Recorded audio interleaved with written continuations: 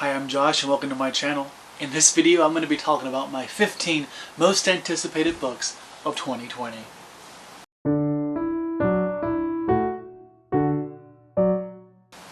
Okay, so I know it's kind of late to be doing this, but I thought it would be a fun idea. Most of these I haven't read. That said, I wanted to start with one I had read already, and that is Wilder Girls by Rory Power. This is a book that I was really excited to be reading. I actually bought this in January on Amazon from a gift card I got for Christmas at the recommendation of Books and Lala, among others, because I heard it was weird and gory, and I was really looking forward to it. I do fear that the hype did sort of overdo it for me because I didn't love it as much as I was hoping. I did enjoy it, it just wasn't what I really wanted it to be. In any case, it was definitely one of my most anticipated books coming into 2020. Now, the next one is going to be Thunderhead by Neal Shusterman, as well as the third book in the series, which I do not remember the name of. But this is a book that probably wouldn't have been on my 2020 most anticipated list if I hadn't have read the first one in January, but that's okay. The fact is I did read it, and now I am so psyched to be reading the rest of the series this year. And this is truly one of the most exciting series I've read in a long time, and truly one of my most anticipated coming up this year. The next one is also a sequel in a series, and that's going to be The Fated Sky by Mary Robinette Kowal. This is book 2 of the Lady Astronaut series, and this is a continuation of Earth's attempt to get to space after a climatic asteroid event, impact event, creates a sped up climate disaster for Earth. I read the first one last year. It was in my top books of 2019, which I highly recommend that video as well. And I'm just really excited to be reading this. Robinette Kowal is a new author for me and someone whose writing I really enjoyed and who was really good at narrating her own book. And I'm looking forward to getting into this book as a planetary scientist and as a lover of science fiction in general. The next few books are books I'm actually reading this month as it is, with the first one being Binti by Nnedi Okorafor. And this is a book I haven't gotten to yet at the time of recording, however I probably will have by the time I post this. This is an author who I've been wanting to read for the longest time, hence me reading 3 of her books this month in February. And I just am really excited to get to this novella. I got into novellas a lot more last year, which is something I usually avoided. And I'm glad I did, because I'm coming to find that those tend to be my favorite books more often than not, as you will see in my top books of 2019. Another book that's a novella that I'm reading this month is The Ballad of Black Tom by Victor LaValle. I should have already read this hopefully by the time this video is up. And you know, this is a horror novella that has some supernatural aspects. I'm just really excited to be reading. Of all the different horror that I'm looking forward to read, I will say that this and one other that I'm going to mention are probably my most anticipated. The other one's going to be Let's Play White by Chesie Burke. Both of these are just books that when I read about them, they just looked and sounded really good. The covers are both very appealing, and the fact that they're so small makes me think that they're just going to be really good at what they do. At least that's what short stories tend to be really good at horror, is how it is. So I'm just really excited to be getting to both of these.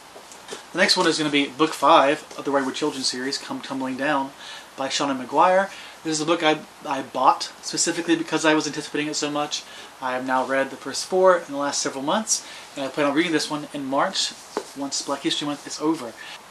Most of these books that I'm talking about are books that I get used or from Book Outlet. And that's because I don't tend to buy books brand new. I buy them when they're used at a lower price, and then I try and read those before I read brand new books. This and one other book are the rare exceptions to that, where I'm just so into the story that I have to have it brand new. Plus it's so small, it's actually fairly cheap at only $15. The next one is going to be The Raven Boys from the Raven Cycle by Maggie Stiefvater, as recommended by Books and Lala. This is one that I'm excited to be reading because I trust Books and Lala. That said, I don't want the hype to kill me again.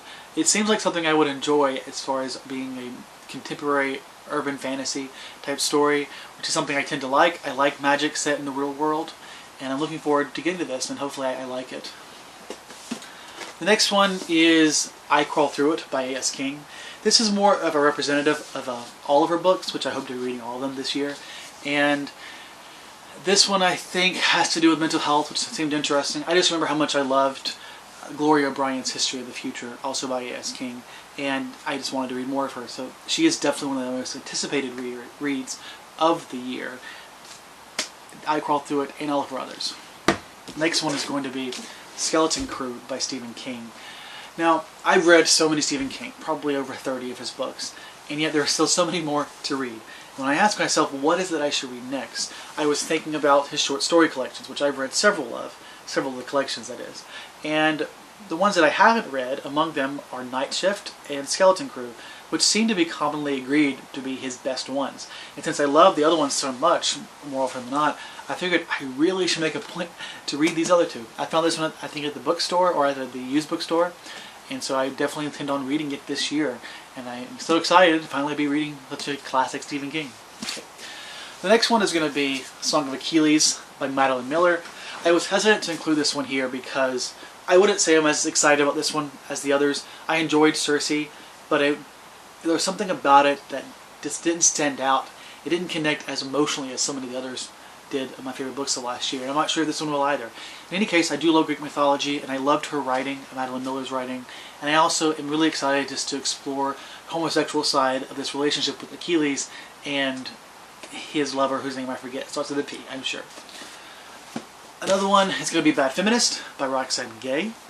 This is one of the several nonfiction books that she has that I've been wanting to read, and this is something I've just been really anticipating for the longest time. As a feminist, I look up to Roxane Gay as a big figure in the feminist community. I've watched YouTube videos of her, hearing her talk about these different topics, but it's something that I would love to be able to go in depth into her mind about. Which is why I'm really excited to be reading this book, among others of her series this year. Or not series, but books in general. This is just one that I feel like will be really interesting to read. The next one is going to be The Book Thief by Mark Zuskick. And this is one that is purely off the hype. I know I love books, and this book is about books, and I also heard that it's just a really good book. I know it's YA, and there's a lot of popular YA that I just don't like. Hopefully this won't be the case. Nevertheless, it's something that I'm still excited to be reading when it comes to all the YA that I haven't explored yet, or authors that I haven't explored. This is probably one that I would say is one of my more excited books. Another example of that is going to be An Absolutely Remarkable Thing by Hank Green. I'm going to want to read this at the recommendation of Ariel Bissett. And while I haven't had much time to really explore how well my reading tastes mesh with hers, I still trust her opinion enough to want to give this a try, and enough to really be looking forward to this one as one of the top books that I want to read this year for sure.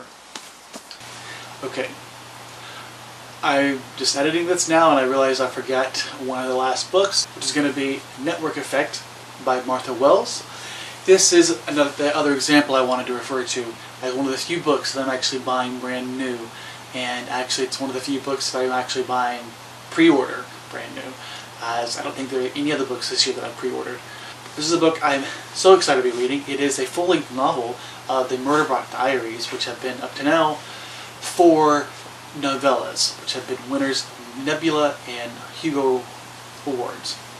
This is about basically a far future where you have a robot which is able to break its governor module and basically do whatever it wants. It can kill everyone if it wants to, but obviously that's not what it wants to do. It wants to be lazy, be asocial, and just consume information like watching TV or listening to podcasts. And I'm really excited for this book.